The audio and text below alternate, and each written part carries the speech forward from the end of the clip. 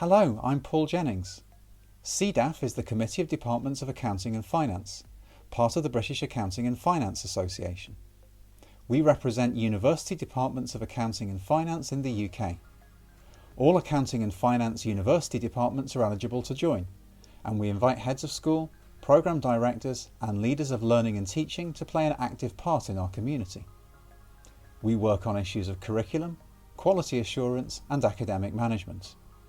Our network can help you find staff development resources and external examiners, and we make available research and scholarship bursaries to staff in member departments. We also organise regular networking events with the support of the professional bodies. Find out more and join us at bafa.ac.uk.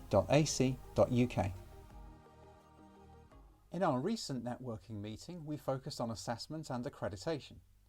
How do we run assessments when it is difficult or impossible to run on-campus exams? And how do we maintain professional accreditation for our programmes if we use different assessments?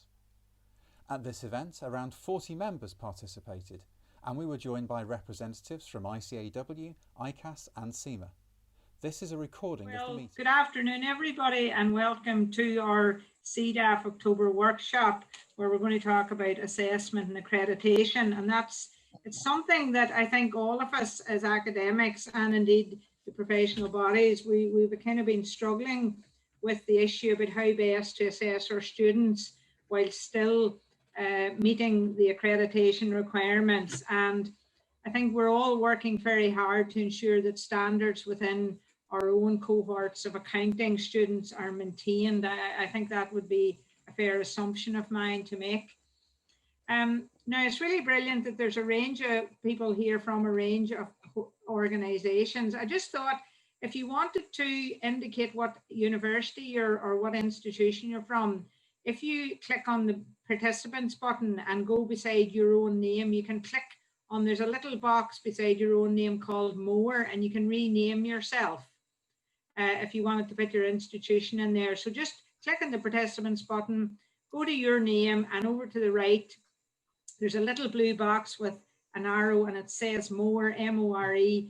You just click that and then you can rename, and you can change your name if you want to say what institution you're from. I think just quite handy to do if, you know. Anyway, now what we aim to do in CDAF, for those of you who don't know what it is, we are really the representatives for all of the departments of accounting and finance in the UK. And our kind of aim, the aim of CDAF is really to foster collaborative links and networks amongst the heads of departments and the associate heads, and even beyond that. So we don't always just get, sorry, I've just got a message here from Alan Sangster. Do you know how I can get access to the CDAF? Paul, can you send him a link to it, Paul? So we aim really to, you know, foster collaborative links and networks amongst the heads and the associate heads of department, and also amongst members of the accounting and finance teaching and research teams. Now, before I hand over to Paul, who hopefully has sent that message to Alan, who can't get into the room. I don't know if there are other people that can't get into the room. Could I just make a little bit of a plug for the activities of CDAF? What we do, we hold basically 3 events a year. We hold 1 event, 2 workshops and an annual conference. The workshops, the next one following this one will be, it's always on the first Friday in March, and it's going to be on the 5th of March, and we're going to look at the issue of business development in departments of accounting and finance, because as you all are probably aware within your own departments, there is we've lost a lot of the business, if I can call it that, from the foreign students to some extent, and there's a pressure now on to replace some of that lost income with other types of income. So we're going to be looking at issues around business development. The second workshop, which is always held on the first Friday of November, so it's the first Friday of March and the first Friday of November. What we're going to do there, we're going to be talking about planning impact cases. So it's linked slightly, it is linked to the REF, but it's about planning or impact in terms of the research that we're doing and the teaching that we're doing, etc., in preparation for the next REF. So it's not just applicable for people who are doing research, but also the non-researchers. We're thinking about how can they ensure some impact in terms of the pedagogic work that they do, and that would be useful for promotions as well. And then the last thing I just wanted to plug was a conference which is being held on the 6th of May. And what we're going to do there, we're going to look at teaching in a COVID environment, lessons learned and the way forward. And we're going to be asking a number of individuals to join us on that conference, including some of the professional bodies. And there's lots of lessons that can be learned from COVID. And just out of interest, I'll maybe put into the chat in a moment. An article has been produced by Accounting Education, and it has about, I think it's 60 odd contributions from right around the world, from 45 different countries, about the experiences of accounting and finance academics. So that would be useful not only for the people in the room here that are teaching, but also for the professional bodies. So you can see, you can get a sense of what are the issues that are troubling accounting and finance academics in the COVID period. So that's all I really wanted to say. You all know hopefully how to use the chat facility. If you don't, there's a little button at the bottom and you just press chat and you can get in there. So I'll put this link to this article in a moment, and I'll just hand over to Paul now. Okay, thanks, Joan. Thank you for joining us, everyone. The way that we're going to work this afternoon, thank you to those that submitted questions already. The way that we'll work this afternoon, we've got representatives from ICAW, ICAS and CIMA joining us this afternoon. I'm going to hand over to them first, and they're going to deliver short presentations each, and then we'll open the floor to questions and answers. Just to try to keep some semblance of order to the questions and answers, and try to avoid it turning into a complete chaotic bun fight. If I can ask you to use the raise hand function in Zoom, and then I can come to you and try and share the questions that way, just because we've got quite a few people in the room, and hopefully we can get a good discussion going there. So I'm going to hand over to Dominic and Judy first from ICAW, and over to you. Great, thank you. So shall I share my screen then, Judy? I think you're still on mute, Judy. I just tried to do it, but I'm not sure if it's worked, has it? No? I can do it from here if you want me to. Okay, go ahead.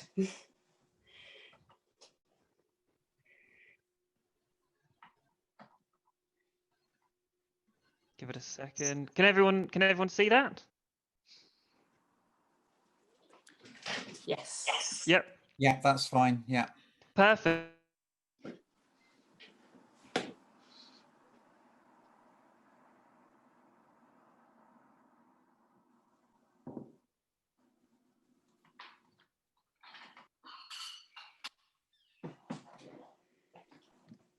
Right, do you want me to start, Dom? Exams. We look after accreditation. We look after university outreach, and the whole student journey really sort of sits within our department. So Judy works on the side of accreditation, whereas my role is managing our partner and learning scheme, working more broadly with universities. So we just thought for this presentation, before I pass over to Judy, who's going to talk about assessment and accreditation in a bit more detail, I just give a quick introduction into more broadly how we work with universities and give a bit of information on our partner and learning scheme. So really, I'm kind of like Judy's glamorous assistant today, just the warm-up act. And then after I've done my short presentation, I'm just going to pass over to Judy. Sorry to interrupt you, Dom. I think you stopped sharing the screen there. It's gone back. Did I? Okay, 2 seconds. Okay, let's try this again.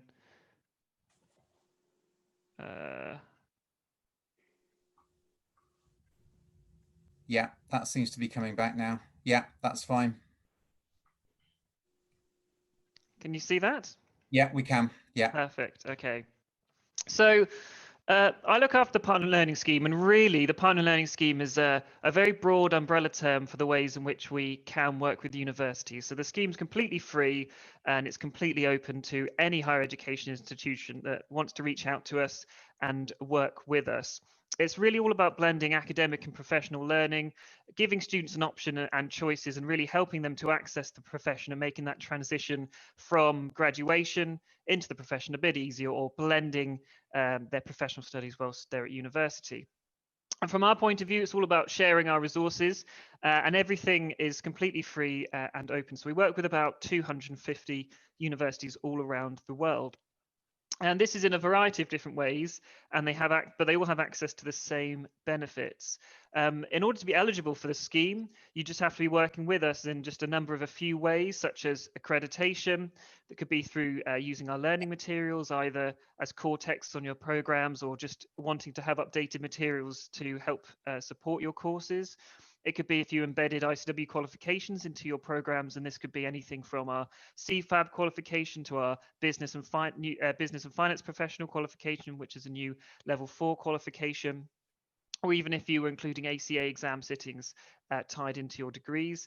Or we put ICW student recruitment here, but really that's anything from ICAW, workshops and events on campus, but it could also be us attending careers fairs or general presentations to your students. So kind of any ICW presence on campus. It's also worth mentioning that because of COVID as well, our student recruitment team are running everything virtually. So if you're due to have ICW student recruitment sessions, they've been working on a host of offerings that will be available virtually as well for your students. In terms of some of the benefits and resources that you get from becoming an ICW Partner in Learning, you get access to ICW Partner in Learning logos, such as the logo that's on the screen now, a whole host of ACA resources that are behind a login. And this is mock exams, past papers, electronic question banks, technical knowledge grids. It's all available online for all of our academic partners. And this also helps with accreditation applications as well. We find academics like to have access to that when making these applications. Access to the ICW learning materials as well. So every year when we produce those, you can have access to free updated copies. It's also worth mentioning that we've been providing reference copies to academics digitally for some time, but now as of almost right now, our learning materials are all going to be digital going forward. So students will have access to like an electronic bookshelf, and they'll all be online and available there. Access to ICW conferences and events as well, such as a higher education conference, which run every January. I think the plan is that for the one in 2021, it will be on the 14th and 15th. I think that's Thursday the 14th and Friday the 15th. I haven't sent out any formal communications about that yet, so expect that very, very soon. But the plan is that we're going to run some shorter sessions over 2 days. And then also ICW news and alerts and updates. But really, we have a very wide-ranging and different type of partnership with all these different universities, because every university is very different. So we do have some universities that just like to make use of our learning materials, and they use those to support their courses, and so they just update their status as a partner learning every year. But on the other end of the spectrum, we have some very integrated programs with PwC. For instance, our Flying Start programs, where students have integrated placements, they sit ACA exams when they're at university and are registered as ACA students. So it's really driven by the university as to how they would like to work with us. We're not prescriptive at all. We work with universities that have no accreditation, and we just do some skills work with their students. And then, like I said, on the other end of the spectrum, we have universities that have maximum accreditation and sit ACA exams and have embedded qualifications. So it's all very, very flexible.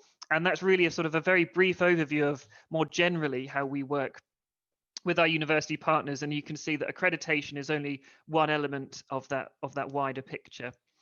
Another thing we just wanted to mention before I pass over to you is our academia and education community. And I know a lot of you on the call are part of this group, but if this is something that's new to you, it's a fantastic forum, an open platform for all academics working in accounting education and professionals as well.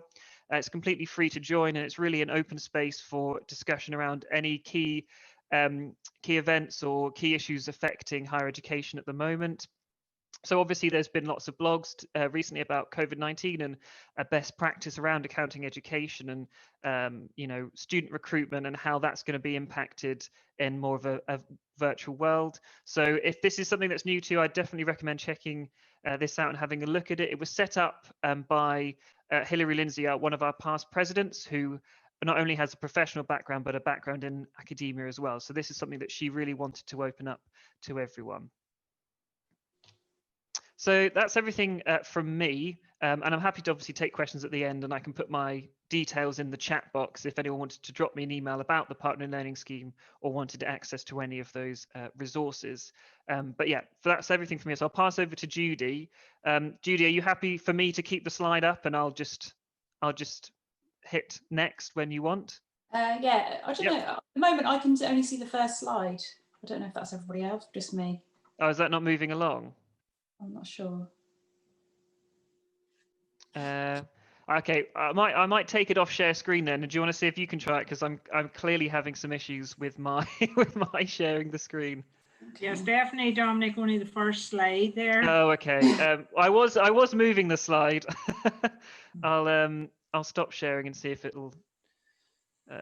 I can have a go if you want, Judy. I've got the presentation here if you want me to try and share that. Yeah, if you don't mind. Yeah, let me. This is ICAW IT equipment. You see, it's not great. I've got two screens set up, and somehow they've managed to stop talking to each other. So, yeah, I've got everyone on one screen and my presentation on another screen somehow. I don't know how that's happened. Right, hold on. Let me. I've got to try and find the. I'll do that. I can do it.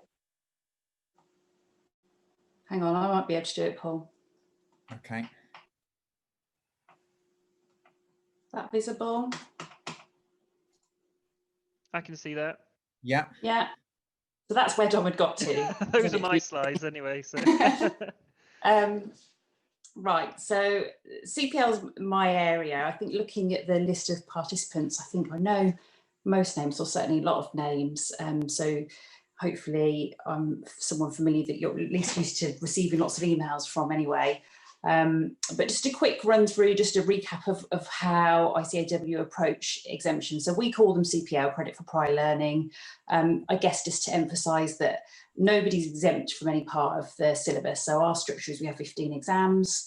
All areas are compulsory, but where to avoid any duplication of learning, if students have covered some of the content as part of an academic qualification, we're allowed to give credit for up to 8 of the modules, which is all of certificate level and 2 of our professional level modules. We don't charge fees to institutions that want to be accredited by us, and we publish a CPL directory on our website which shows all prospective students, current students, which credits they might be able to claim if they graduate from a particular course.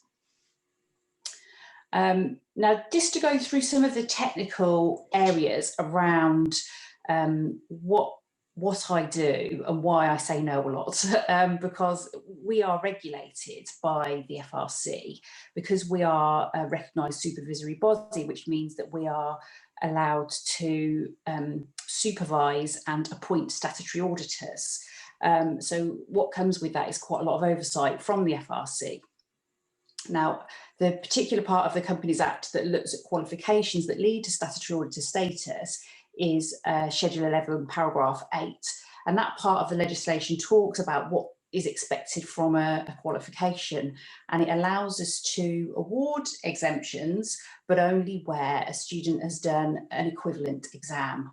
And the FRC interpretation of exam is a written invigilated exam. So you'll hear us use that term a lot when we're talking to you about what's permissible and what isn't, particularly at the moment.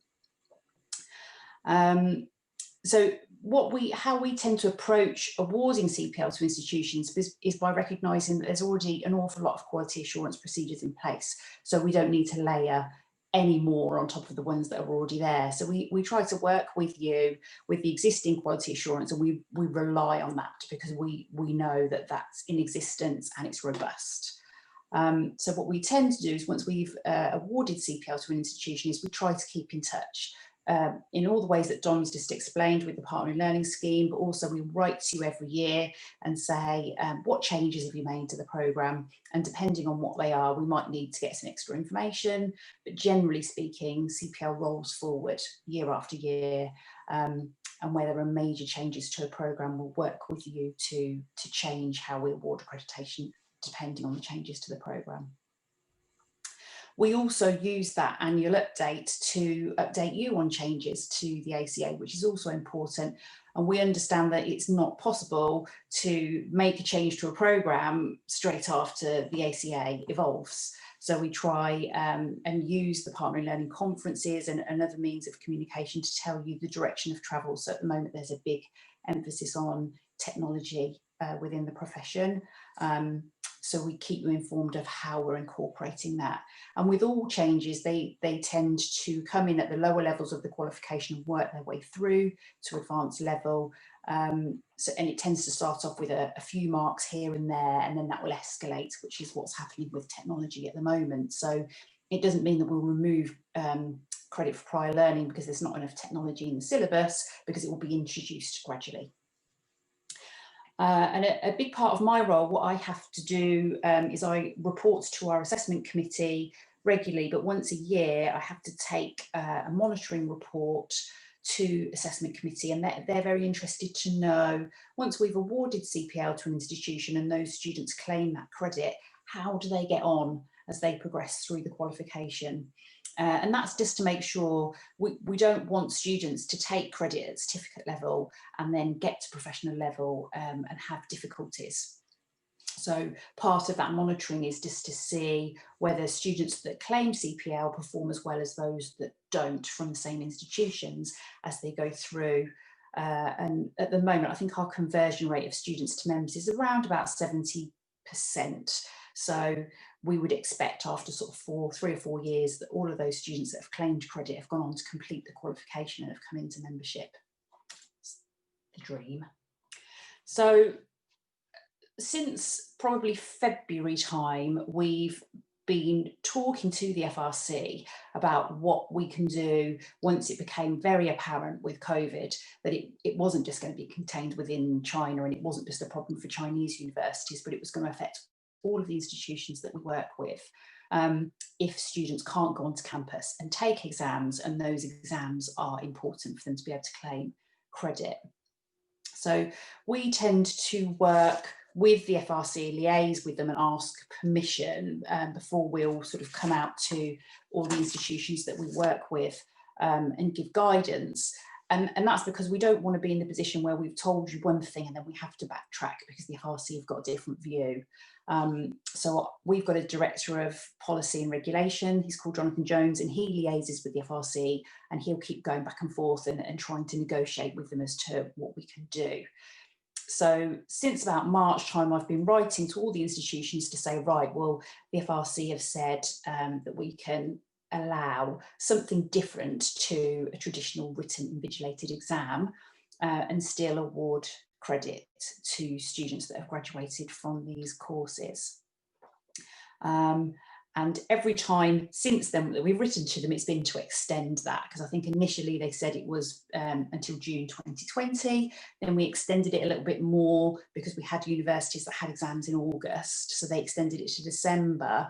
And most recently, they've now agreed to extend these relaxed rules until the end of June 2021.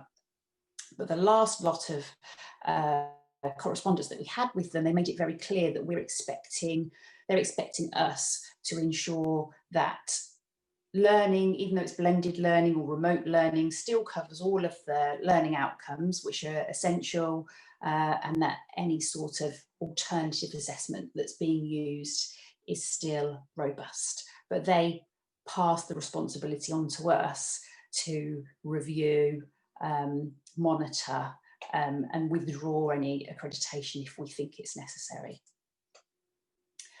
So then that begs the most important question, the most popular question that I've been asked since March is, what sort of alternative assessment is adequate, acceptable, permissible? So when is an exam not an exam? And that's a tricky question. And we try to avoid being prescriptive because there are so many different approaches to what each institution is doing, and it's very dependent upon their circumstances, the circumstances of their students, and the resources available to them. So I've got universities in Singapore that are very high tech, and they've got responders for remote invigilation in place already, ready to push a button and go, and all their students are sitting exams using remote proctoring, which is great if you have that facility, but we appreciate that not everybody does. And we've also got universities that are dealing with time differences for students that are, they've gone home and they're all over the world, so they're in different time zones. So what we tend to be working with is a time period that can reduce the time allowed to a student to complete an assessment to as narrow a window as possible, preferably less than 24 hours. Some sort of approach to anti-plagiarism, so it reduces the ability for students to cheat and coordinate their responses to exam questions, and maybe addressing the question style to make it more appropriate to the method that it's now being delivered in. So some assessments have changed to on-demand, online, multiple choice style questions, which is acceptable for us, certainly at certificate level, because most of our certificate level exam is an on-demand, multiple choice style question bank with a few sort of slightly longer pro forma questions available. And then also whether there needs to be any adaptation to the moderation. You know, what will you do if all of your students get 100% because they've been given 48 hours to complete an assessment and it's been open book? You know, will you have to moderate, or is it okay for them all to get 100% in an assessment? So those are the sort of things that we're asking you to consider, and just come back to us with a plan and explain to us how you're approaching it. So in a nutshell, that's how we generally approach working with universities, how we approach dealing with credit for prior learning, and how we've had to adapt currently to the impact that COVID's having on assessments. And there are just some useful links for how you would get in touch with us with regards to the academic community, the Partner in Learning Scheme, and also credit for prior learning. I think that's us finished, Paul. That's great. Thanks, Dominic. Thanks, Judy. Shall we move to Chris next then? So Chris from ICAS.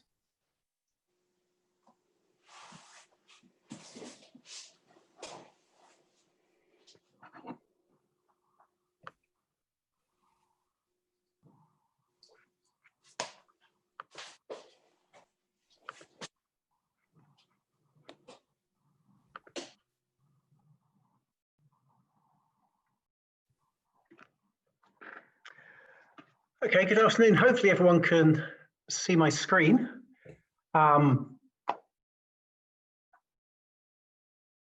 don't think I've met many of you before. ICAS is obviously a much smaller institute than ICAW, and we have fewer accredited universities. But what I'd like to do just briefly is say who we are. Our business development team wouldn't allow me to pull some slides together without having at least one slide with some background about us on it. And then I'd like to talk about our assessment policy and accreditation. And because my background is education, because ICAS both educate and also examine our students as well, I'd like to just say something a little bit about our experience of online exams as we've moved entirely online at the moment with ICAS, and then possibly something about how I see assessments developing over time. So in terms of ICAS, we got there first in terms of being the first professional body. So we nabbed the CA suffix at the end of the name. Obviously a much smaller institute than ICAW. We've got about 22,000 members at the moment. 3,000 students, the majority of whom are working south of the border. So my background is tax, so I'm a tax tutor. That would be my day job. And south of the border, in England and in Wales, we work with BPP, who carry out all of our professional training. In terms of our syllabus, we've got 3 levels to our syllabus, and it's that first level, it's that test of competence level that we offer exemptions for, and we work with universities, obviously, looking at accrediting their courses. Just like ICAW, obviously, we also embed our qualification in degrees. We have apprenticeship programs, and we obviously work with universities as well in terms of careers fairs. In terms of the accreditation process, again, we are in the same position as ICAW. We're a recognised supervisory body, so we're also regulated by the FRC, and we have those same rules and restrictions on us as well. So when we do carry out the accreditation process, we obviously do want to work with the universities, but we have got standards obviously we need to maintain to make sure that the various learning outcomes for each of those test of competence subjects which we offer an exemption from are met. Once that once we're happy that those outcomes have been met, in a similar way, we just have an annual monitoring process where we try and be as light touch as possible and just ask whether or not there have been any changes to the individual university degree modules. Our syllabus ourselves, this syllabus here has been completely overhauled in the last 6 months, which is causing us a few headaches because we've obviously got students running under the old syllabus, and we've now got the new syllabus coming in. So much bigger emphasis in our syllabus in terms of trust and technology as well. In terms of exams for the 2021 academic year, we're very much in line with the FRC guidance. So the FRC has said that we don't need to accept that 50% assessment by exams for 2020-21, and we have offered this obviously to all of the universities that we work with and with whom we accredit. As far as possible, it seems to be that our experience is it's very much in terms of business as usual, in terms of universities still offering some form of assessment, albeit an online assessment. Similarly, where students have gone overseas or have other kind of caring responsibilities, quite often the time scale is kind of 24-hour time scale. And we're kind of quite happy to accept that. Our main concern, obviously, is that the universities can demonstrate that the learning outcomes are still being met, so that the standards are still being maintained. But at the back of our mind, obviously universities are regulated bodies in their own rights. They've got their own quality assurance framework, which oversees everything. And we're quite happy to take comfort from that. We're not taking a kind of overly strong regulatory position in terms of that. So we have tried to be as pragmatic as possible, trying to be as least prescriptive as possible when we've been working with the universities. So we've effectively found that most universities have just continued to run exams, just allowing for there to be additional time. A couple of our universities, one did delay exams, one university did decide that they would kind of rely on coursework, but they would continue to run exams for the professional bodies if students wanted to still claim exemptions. So that's what we agreed with in terms of that. In terms of our own experience and online exams, we switched almost immediately to online exams. Certainly our TC, our introductory level qualification, the exams are actually designed to be sat online anyway, because again, they're objective test questions with a few longer form questions just pulled out of a database. So that fitted quite nicely with the move to online exams. And our final level qualification, the TPE level, which is a case study, is sat as an open book exam with a laptop solving a business problem. So again, that moved quite nicely onto online exams. Our technical level, our second level, our test of professional skills level, we still did that. It's an online exam. It was a proctored exam. All of the exams are proctored exams. We have quite a lot of confidence in the process. We've certainly found that our pass rates have remained consistent. The one experience we've had with proctoring is the quantity of video evidence, which is generated by the software, and it's very, very time consuming to review that software. Equally, extensive communications with students beforehand to get them comfortable with the proctoring process and the online exam process, particularly with the second level of exams, because students were still writing their exams on pen and paper, and then they were having to take photos of that using their phones, turning them into PDFs and then submitting them online in that format, and obviously building in as well a form to allow students to report any circumstances they wanted to bring to our attentions as a consequence of the exam, which then obviously had to be reviewed and taken into consideration during the panel process as well.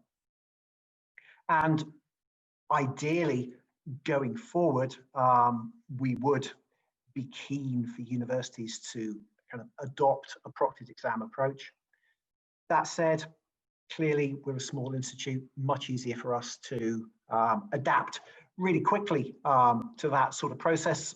Larger organizations, clearly, there are costs, you've got concerns about suitable suppliers, you need to think about the risks as well. So we're certainly not mandating that we would like proctored exams going forward. We just say that as far as possible, that would be something we would encourage. But for now, obviously, we are being pragmatic. We're working with the FRC policy.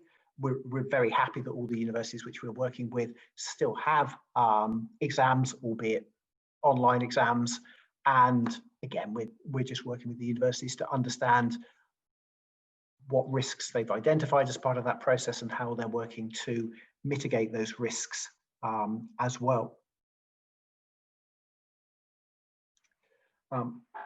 Looking forward, I think come next summer, or hopefully probably not before then, but maybe thinking about the 21-22 academic year. I think ICAS is expecting to move back to probably a mixed model of exams. So some of our exams may permanently stay online.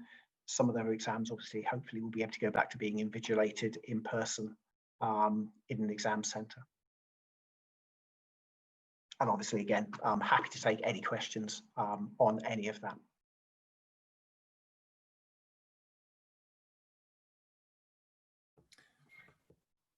Okay, thank you very much, Chris, for that. We're also joined by Claire and Jane from SEMA. So I'm going to hand over to Claire first. And I'm just going to make you a co-host, Claire, so you can share your screen with us. Thank you.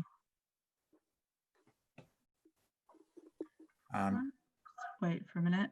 Just finds this is the first Zoom conference I've actually been allowed to press any buttons in. I'm not quite sure how to do that. Do you know how or can you do that, Sarah? So on my picture, the dots. I've done it. Ah, Should be okay.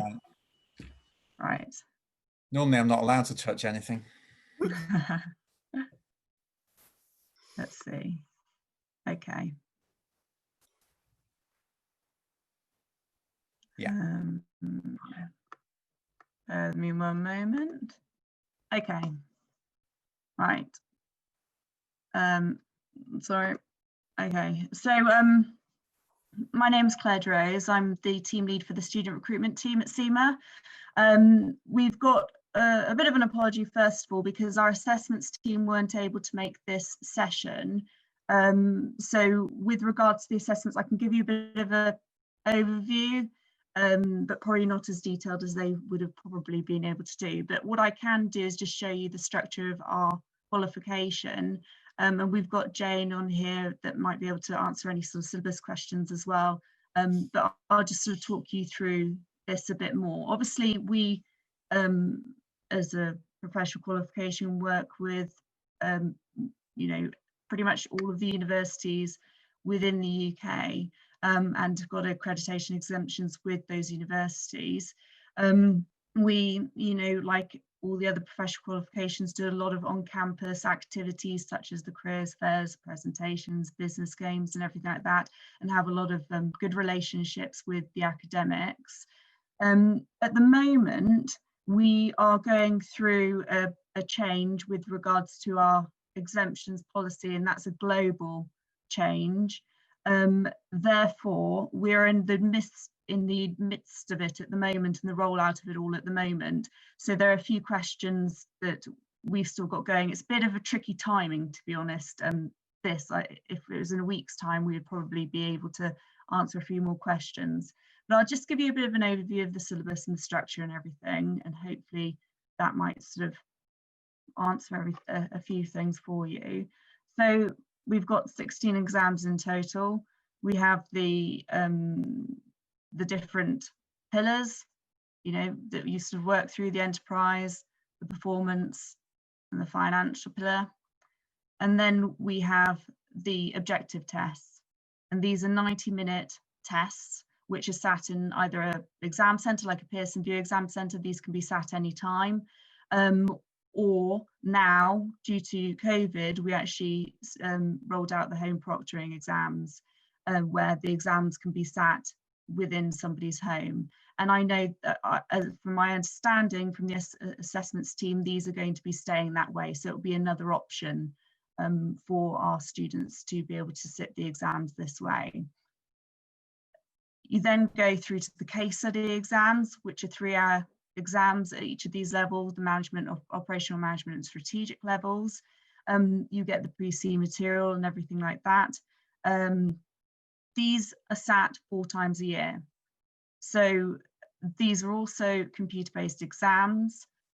They are also sat like objective test exams, either in a Pearson VUE exam centre or remotely, home proctored exams. You then have the awarding at each level as well. So that's sort of just to give you an overview of the structure of our syllabus. We did have a bit of a change with regards to our syllabus. I'm trying to think, it seems not that long ago, but it might be that long ago, where in particular E2, where we brought in the digital side of things with regards to our syllabus through you know, global research with employers as to what they're looking for. So we sort of implemented a lot in there, and I don't know if Jane wants to sort of go any further into that, or I think Tim's on the call as well. But with regards to exemptions, typically for a finance and accounting degree moving forward, they'd come in at this level, the E2, P2, F2, and start on these objective tests moving forward. This is a global change that we are rolling out at the moment, but this will be sort of the typical sort of level that an accounting and finance undergrad degree will come in at. So I'm not sure if there's any questions. Obviously, with regards to assessments, the home proctored exams went and have been going fairly sort of well, and we've been very successful. And because of the whole COVID situation, the pandemic, a lot of our students have been able to continue with their studies, which has been great. And because of that, obviously, we're keeping that moving forward. With regards to the exemptions and the new rollout, I'll try and answer some questions now, but maybe I have to sort of get back to you on a few things in about a week's time when we understand a bit more ourselves. I don't know, Jane, if you're wanting to share any further comments or information at all. The only thing I would add to that is obviously the 2019 syllabus. The main kind of thrust of that has been around the changes in the profession, mostly on the back of the technology now available and the whole digitalization across organizations and that changing role, sort of the accounting, the finance function and the shape of that function and what are going to be the needs going forward. So that's actually going very well. We've had some really good feedback on that in terms of what's now becoming more and more the norm for those in the accounting profession. What we have yet to do is to update our certificate of business accounting, which, as you say from Claire's presentation, underpins the professional level. So I won't give dates, but we are hoping to get working on that very soon and bring that more in line. So get a little bit more digitalization and things like data analytics in at that level as sort of as an intro. Just picking up as well, one or two of the things around assessment. We have similar approach to ICAS and ICAW in terms of what will be accepted, because obviously it was a very difficult situation. No one anticipated so many exams being cancelled and the situation just seeming to roll on forever. So we sort of quickly made that decision that the trust was with the institutions that we know and have relationships with us, and we'll know we'll do the right thing in terms of if an exam can't be sat, to have something that is as close to it as possible for us to be able to agree and award the exemptions. Again, that'll probably go on into next year. I think you muted yourself, Jane. Maybe that's a good thing, but but yes, I was just going to say, as a parent of somebody doing A-levels this year, the whole situation was a complete nightmare. Those exams were cancelled, and everyone knows the stories of the algorithms and things. And I know universities would not want to be getting into that position, so want to have an alternative approach to assessment. So yes, please do keep Claire's team informed when you are thinking about making those sort of changes. If you can't have an exam, what is the alternative? What's going to be put forward? I'm just thinking, is there anything else? Yes, on the whole, the experience with the online exams has been good. It has been mainly in the UK. So our potential issues if that's rolling out globally, because not everywhere. I mean, we all know on this Zoom call now, there'll be some of us that will drop out because the internet has just had a moment and will be lost. But if you're in South Africa or Sri Lanka, then that might be more of an issue. So those are some of the challenges that are lying ahead. But the intention will be to keep that as an alternative way. And in some ways, we were fortunate in that all our exams are computer-based and have been since 2015. So sitting at a computer wasn't new for students, but obviously the actual full move to online was something they had to get used to. And what I will do after this meeting is just have a word with the exemptions team, the assessment team, and I do think they have a presentation around some of the challenges that they faced and how they got around those. So if you think that would be helpful, I'll quite happily send that into the group once I get the okay from them to do so. And I think that's probably it from me. Again, apologies, we're not where we wanted to be by today, but we all know things come out of the woodwork sometimes are completely unexpected, so we're kind of just dealing with those at the moment. But obviously Claire, I and Tim's on the call as well, so if you have, as we go through, if there's questions for the other bodies, we'll happily chip in with our view on those. And Tim is here as we speak. Hello, yes, So if there's any questions. Yeah, so I'll go on mute and I think probably hand back to Paul. Okay, that's great. So thank you very much to all our presenters, Dominic, Judy, Chris, Claire and Jane, and thanks Tim for joining us as well. We'll move on to the Q&A session now. So if I can ask you to use the raise hand function, just so I can try to pretend to manage the conversation. One question that came up in the chat I thought is probably worth sharing publicly now is that a lot of our attendees are interested in knowing what remote invigilation software the professional bodies are using, if you'd be happy to share that information with us. We use Pearson VUE, who manage most of our online testing. Thanks, yes, Tim. The ICAW use Pearson VUE at certificate level, so they're available as remote or in centre. And then we also, at professional and advanced level, we use BTL. Again, there's an option to sit in centre or remotely. In terms of ICAS, we use Proctor Exam, which is a Dutch company, and we just use that across all of the levels of the qualification. And just to be clear, I think I know the answer to this, but it's probably worth emphasising. If you're considering using these companies, they can offer a complete solution. So that I think I'm right in saying certainly BTL would also offer the solution whereby they would take on the responsibility for invigilating the students as well. Yeah, so Paul, we use record and review because of the number of students that we have sitting at any one time on remote invigilation. It would need a lot of invigilators to invigilate live. So the provider record and review all of the videos. We can have up to 1,000 students sitting at a time, and then they provide us with a report, and then we go through the report and decide which videos to watch again for any possible misconduct. So that's how we do it. And again, exactly the same for us, using the record and review function and then just reviewing afterwards in terms of which videos to have a look at.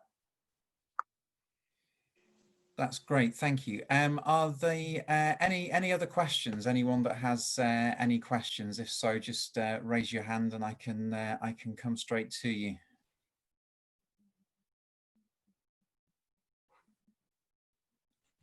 Sarah, Paul. Graham, you got your hand up there. I just wondered if anyone had heard from the ACCA and whether their approach to examining was going to be changing for the foreseeable future, or whether they were still being reasonably relaxed.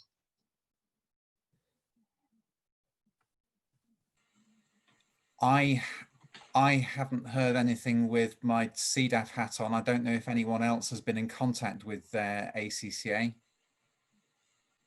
I'm just looking down the... I've had a communication from them, which was more related to, it's not their decision as to how we run our exams. So as long as we cover the learning outcomes, the decision wasn't whether we should or shouldn't use proctoring, etc.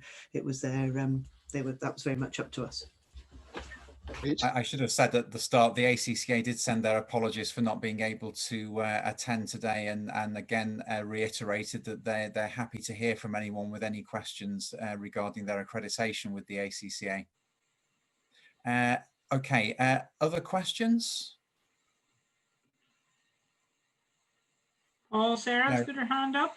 Sarah, you've got a physical hand up there. Yeah, I can't find the hand up button on my on here. It was a question, I suppose, that we haven't yet in universities got round to writing the regulations for how we deal with situations where students might be pulled for misuse of something during a proctored exam. Is that something that you've had to rewrite as part of the regulations in your professional bodies? What is the sanction for a student if, what level of, what is deemed as misbehaviour if you put it as that during a proctored exam, and what's not? That's something which, we say as universities, we haven't had to deal with yet. So how do we, what's your opinion on that? From ICAW's point of view, there's very little difference. So the exam regulations are the same.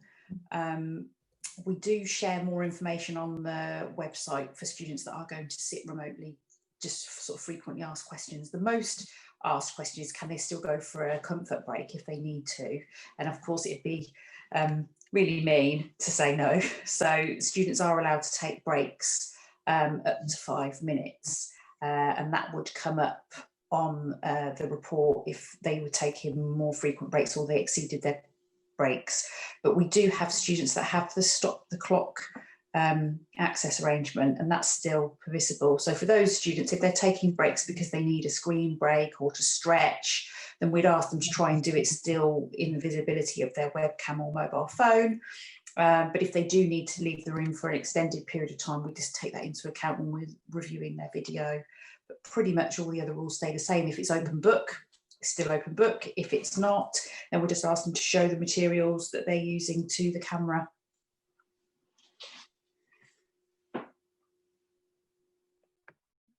Yep, certainly from ICAS's perspective, exactly the same. As I say, we haven't had it. Thankfully, we haven't had any issues so far where we've had to take sanctions against any of the students.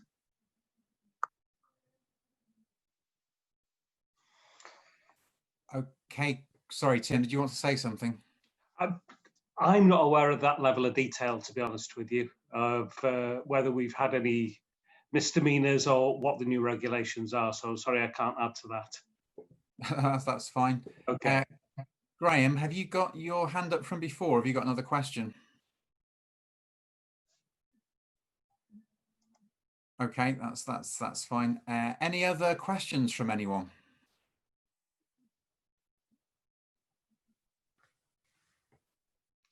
Sarah. Yeah, mine goes back to the it's the proctoring side of things, because this is the thing which universities I think are concerned about. We've potentially got that as an option, but the work for us to put proctoring into place is huge, and plus we don't have the facility necessarily for all students to have access to webcams. So we don't, and we can't require them to do so because of digital poverty. Plus, there's the internet issues, etc. And I think from a university perspective, that worries potentially going forward if the professional bodies are going to consider proctoring as, I mean, we don't know how long this is going to go on for, but if proctoring is going to be something which you do, and therefore you potentially might expect the universities to do at a later stage, how do we deal with all those issues of, I say, the digital poverty issues and the actual, we haven't got the resources to write the exams and script them in the ways, I haven't got time to write my exam in the way that to allow it to go through the software, etc. Because normally I write my exam, I give it to the administrator, and it goes off to the external and goes back and it gets sorted for me. But we don't have that resource for somebody to convert that into a something which might be used online necessarily. So in respect of ICAW, from our conversations with the FRC, I don't think there's any hint at the moment that the FRC would be expecting us to insist that we would only award exemptions or credit if students have sat a remotely invigilated exam. That's certainly not the case at the moment. So until June 2021, they're happy for us to continue with this, looking at what alternative assessments are being put in place, and as long as we're happy, we can still award exemptions. We have to seek permission from the FRC to run our own exams under remote invigilation, and there's a lot of scrutiny. So they attended our last assessment committee, so the one that was for advanced level exams that took place in August, and they're very much scrutinising what we're doing and how we're making sure that the standards are upheld if students are sitting in their own home. So they're still very much on a learning curve, I think, so I don't think they're in the position that they're going to start insisting that we only award exemptions where there's been some sort of remote invigilation in place. They're much more broad when they just say, just make sure that all the learning outcomes are covered and you're still happy with the quality and the robustness of the assessments. They're not specific.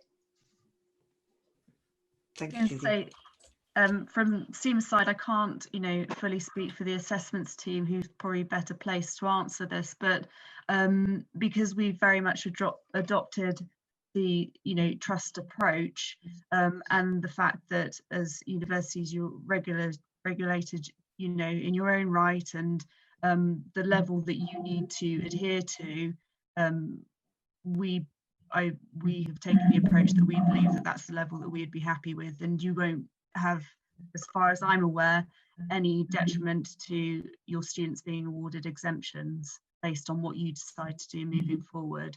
The fact that we're doing home proctoring exams is purely for our SEMA students to be able to have that as an option. And it's not the only way we'll be doing it. It will still be either online or home proctored, as we've done previous to the COVID situation.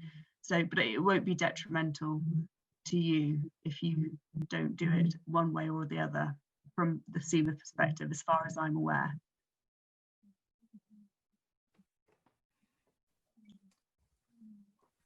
And again, the same position with ICAS. We're not mandating that. It is very much up to the universities to demonstrate that the students are still meeting the learning objectives, but certainly we will take the trust from the universities that the procedures are in place to ensure that that happens. Clearly, obviously, as a professional body, all of our students have work laptops, so that kind of makes it much easier for us in terms of being able to address the digital poverty issue. That isn't an issue for us, but I obviously appreciate that that is not the case for all of the universities and the students. Okay, thank you. Are there any other questions from anyone? In the chat, Paul. Yes, yeah, I can see that. So the questions come up in the chat to get a discussion around what other universities are planning. Does anybody want to take the floor and give us an example of what they're planning at the moment? I'm happy to arrange another way to carry that conversation forward. I've got a couple of suggestions which I'll get to at the end of this meeting, but would anyone like to take the floor for the moment and explain what they're doing if they're ahead? Joan, go on. Yeah, Paul, I don't know, Ireland seems to be quite a different case to what's happening in England. We and the majority of the people I know from the Irish universities are carrying on as normal in terms of we're not doing the proctor thing because it's too expensive, but we're giving the students a very short window on top of the normal time, so it would be, say, a 3-hour exam. We're giving them, say, a maximum of 4 hours. But what in our institution, what the students have to do when the first, say we give them 15 minutes at the start to download everything, they then have to do a date stamp by using, I've forgotten the name of the software, but they have to do a date stamp to prove that they only took the 3 hours and not any longer. And then we give them a little bit of time at the end of it to upload. So even if people are having problems with the upload, they still have the date stamp of, I can't remember how we're doing it, apologies, because I wasn't teaching last semester, but it's quite a neat little thing, because you're not giving the students really any extra time at all. You're expecting them still to do it within the time frame. The only problem we have, of course, is that there's no proctoring software, but in one of the programs, all the exams are open book exams anyway, so that's not really an issue. But we're also moving more towards a bit more applied examinations, which helps solve that problem a little bit. Lindsay, you've got your hand up. Yeah, please do go ahead. So we had an interesting experience with the changeover, in that we decided to go with exams in the format in the May exams. But that got us into all sorts of difficulties with the university, because students had been told that there would be no exams and it would all be alternative assessments. And of course, we don't just have accredited students on individual courses. We will have a mix of students who want accreditation and students who don't want accreditation. So what we tried to do was say there was an alternative assessment for those students who didn't want accreditation and an exam for those who did want accreditation. We did it, but it nearly killed us. So we're having to review that for this look to see what else we can do. But I think we're looking at just that shorter window type idea. But I think that's one of the other problems we've got. We've got digital poverty, but we've also got to recognise that we haven't just got accredited students on our courses. And how do you therefore make sure that the assessment is fair for everybody in that cohort?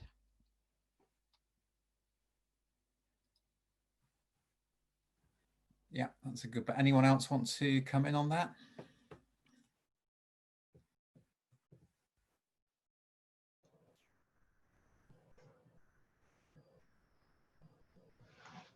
Hi, Paul. Greg, go ahead. We're in the middle of negotiating what we do for next year. I'm sorry I missed the vast majority of the presentations, so I hope I'm not landing myself in problems by saying what I'm going to say. We're not proctoring stuff. We have exams of 3 types now, effectively 24-hour take homes, or whatever you call them, timed, so 2 hours or 3 hours, whatever, within that 24-hour slot, and they'll be given a bit of extra time in that to download, etc. Or timed with a set start time, so that they don't so that all the students are doing it at the same time. So we have permission to ask for each of those, any of those on any of our exams, but have been told that we won't be allowed either timed or timed with set start time unless there's good reason. It appears that the only good reason that we've been approved so far, it needs to be endorsed at university level, but at college level, equivalent of faculty, it's been endorsed, is to play the accreditation card. And we are doing that with all of our, if you like, prime accounting papers. Obviously, this is going to be difficult for people who are not in the UK, but the decision's been made that there are reasons why that may be acceptable. And given that all the exams are in a fairly tight time period, and they probably only have three in each period, it's been decided that's a cost which we will impose on students, I guess, if they decide to not be in the UK. So it looks like all of our financial accounting, audit, management accounting exams will be in that rather stricter form, but we're not yet certain. It'd be nice to know that this might be considered acceptable by the institutes in the longer term, because I suspect this is not a single year thing. I expect this is something that's going to be going on for at least a few years, but I don't know. I just thought I'd say. Thanks, Greg. Jenny, you've got your hand up, and then Joe. Yeah, hello everyone. I was interested in, Greg, what you just said, because we at Warwick, we had a bit of a sort of tussle over exams, and the business schools sort of had to follow what the university laid down. And so we held online exams, but even though they were time constrained and students were given extra time for the downloading and uploading and taking photos of written workings and all the rest of it, which in the end I think was quite generous for them, but they were still had a time, but students were allowed a 24-hour window in which to log in. So we did have the issue in the summer that cropped up of student collaboration, some students downloading passing scripts, or we suspected that was going to generate. The argument of the university was that, oh, well, because we've got students sitting around the world, we can't impose a sort of shorter time window. And I'm interested whether that was what other universities did. There was a lot of debate before this happened, and the alternative that was offered was, well, kind of if you want a shorter time window when the exams are available, you'll have to write multiple exam papers, or that was put forward as an alternative. And I think, you know, at the moment in 2021, I have heard that that is still being considered, you know, to write, you know, with 200, 300 students on a module. You know, I don't know what proportion of multiple exam papers or what ratio they would need. Clearly that would impose a huge burden on us all. And I'm interested to hear whether, you know, what's gone on. I would love to play the exemption card and say, no, it's got to be a short time window, but you know, that wasn't. Yeah, we managed to do this for the exams this summer too, but only by having them outside the exam period. So we had them later. We had them in I think July, end of July, beginning of August, because we weren't allowed to do it during the main diet because they didn't think the technology would stand it, to be honest. I mean, it does. I'm not going to say it's problem free. I'm not going to say it's definite. But the other issue, I would say, with degree exam, with any exam that is open for more than, you know, that even if it's a limited exam time but over an extended period, you have to write the exams in a way which you create integrity. So the advice that we're giving staff, and we're trying to monitor as things go by, obviously we've not really got there yet because we've not got to the setting the exams yet, is that if they're this kind of technical exams where there's right and wrong answers, then there have to be randomly generated factors in them or something like that, so that just like I believe it's the case when the ICAW whatever set their multiple choice tests, then they have a random selection of questions, so it's technically feasible for somebody to cheat, but it'd be more effort than it's worth probably, or at least more effort than it's feasible to do within the time the window's open. And I think that's probably how we have to end up doing. So, you know, you wouldn't see things like a standard, you know, financial accounting 1 exam where you may have a preparation of a set of accounts or something, then you'd probably have 2 or 3, a dozen versions, depending on how long the exam is, I suspect, but and perhaps with some randomization within them. I don't think there's any other way of getting integrity, to be honest. Okay, Jo. Yeah, I'm going to talk about integrity because we had the approach of doing the exam papers, sort of, we just gave them the Word document effectively. They downloaded it and either hand wrote their answers or they used Word to do their answers. We gave them a couple of extra hours and they nearly all used that couple of extra hours. On the first year of financial accounting module, the module leader turned it into a type of quiz where they not in multiple choice, but they were answering in boxes to try and make it more, he said, basically to improve the integrity. And we had something like 60 students out of 250 who we took to plagiarism because we could see that they went to each of the quizzes in a certain amount of time. So they were doing each question at the same time as another group of students. We did a lot of work into it and they all had to resit. But that was a lot of work. So then for the resit, he had 6 or 7 versions of that exam. So we are going to, you know, we're all going to be having to write extra papers if we're going to have it online without it being invigilated. And I think that's, it's going to be hard work for everybody, also online teaching and dealing with everything else we're dealing with. That's what I wanted to say. Okay, Sue. Hi, can you see me? I can't see myself. Yeah, we can see you and we can hear you. Yeah. Okay, I can't see myself at all, which is a bit worrying. But for the best. That's all right. We can see you. Yeah, just to give you Cardiff's the way we did it. The university said that we couldn't assess in a different way than we'd prepared the students. So if they were expecting a 2-hour exam, it had to be a 2-hour exam. We couldn't make any changes. we did give them an extra half hour per paper, and we gave them 24 hours to upload.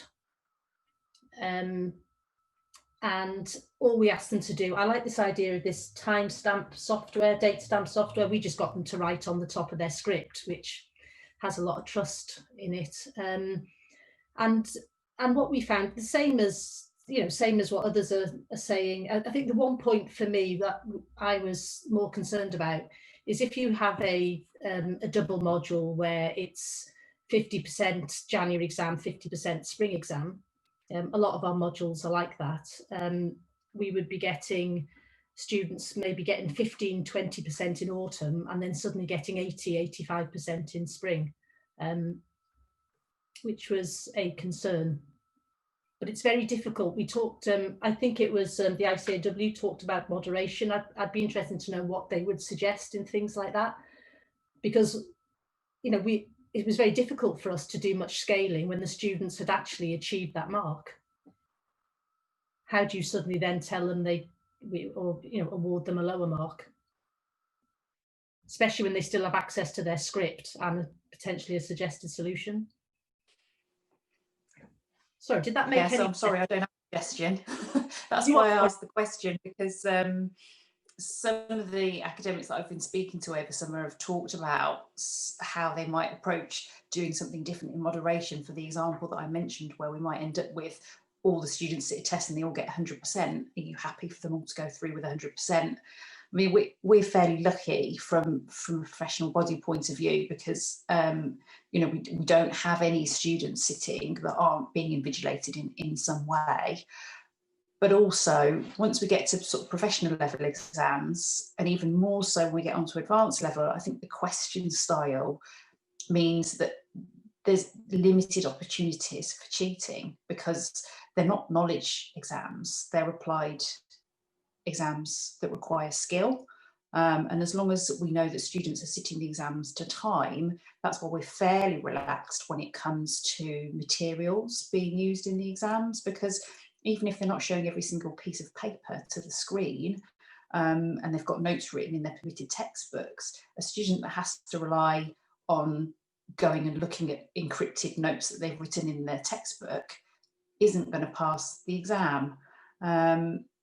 And also, I mean, our regulators probably wouldn't agree with this viewpoint, but my viewpoint is students that are having to cheat at level 4, 5 and 6 to pass exams, when they get to their advanced level professional qualification exams, you can't cheat those. So at some point, this is why the monitoring comes into place for us, at some point those students are going to start to struggle, because the fundamentals are the building blocks of the rest of the qualification. If they haven't fully grasped those, they're going to start to get unstuck later on.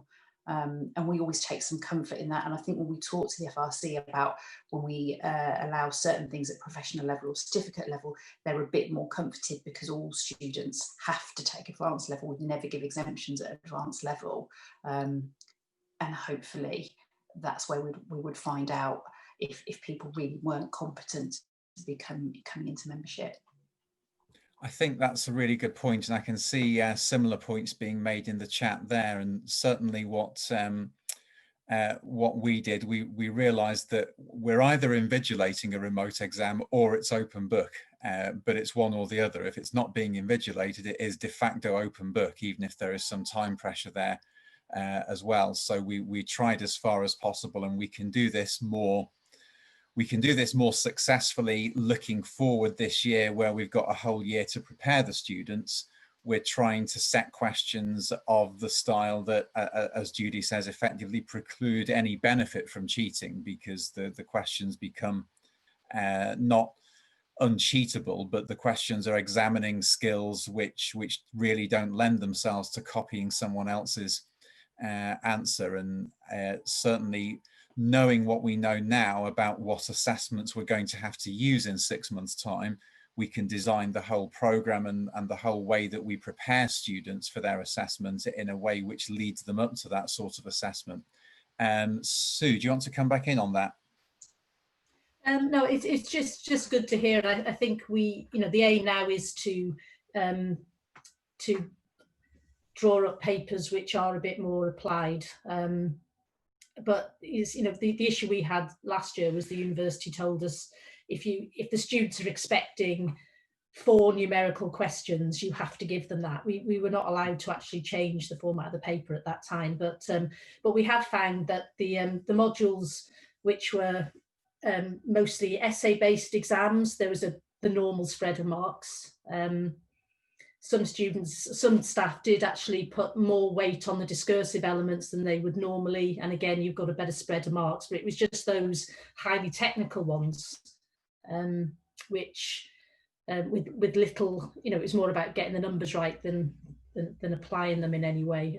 That's where we got that real skew to the right, I think, of marks, which was a little bit concerning. But we've learnt our lessons, I think, and yeah, I was kind of hoping that the professional bodies would come back and say they wanted invigilated exams in order to get exemptions, because I think we could put pressure on the university then to buy the software. But they're not, so. So okay. Lindsay, go ahead.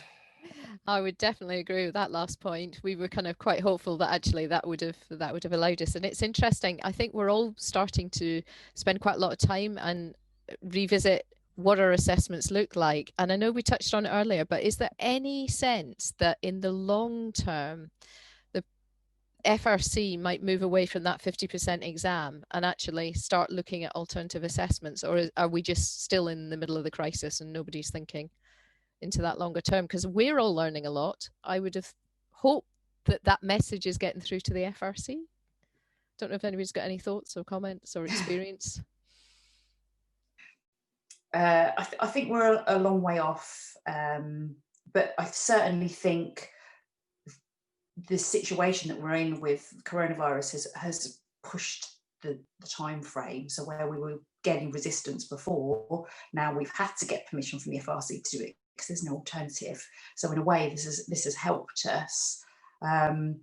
But we can't impose on all the universities that we deal with that they all must use remote invigilation because it is expensive. The costs are prohibited. But as I say, some of the universities that I deal with in Singapore, they already have it and they use it widely, and it works really, really well. So it can work, but you have to have all of your students with the access to good Wi-Fi. And it's not just that, they have to be able to have access to a room where they can sit on their own to sit the exam. So for a lot of our students, that's been the issue, that they're living in shared accommodation. They can't guarantee that they can sit in a room with the door closed and no one's going to interrupt. So some of our students haven't sat at home, but they've sat remotely, but at an employer's premises or someone else's office other than their own home because they don't have a private room. Okay, I'm very conscious of time as well, so I can't see any more hands up. So I think I'm going to bring that to a close at this point. I'd say at this point we do have a small but growing group of members of CDAF on LinkedIn as well. So if you are on LinkedIn and you're not a member of the CDAF group yet and you'd like to join, then just send me a contact request and I can add you to that group, and maybe we can carry on this conversation and learn from what each other is doing over there, because certainly we're now looking at a medium-term time frame rather than a short-term time frame. I think we've gone through the short-term panic phase and now we're looking at making some more medium-term changes. So as I say, if anyone wants to join the LinkedIn group, and you're not there yet, just send me a contact request and I'm happy to add you to that group. So I would like to say thank you again very much to our colleagues from ICAW and ICAS and CIMA, Dominic, Judy, Chris, Claire, Jane and Tim for joining us. Really appreciate you joining us this afternoon and giving up so much time and talking to us so honestly and generously about that. I'm going to hand back over to Joan to close the meeting.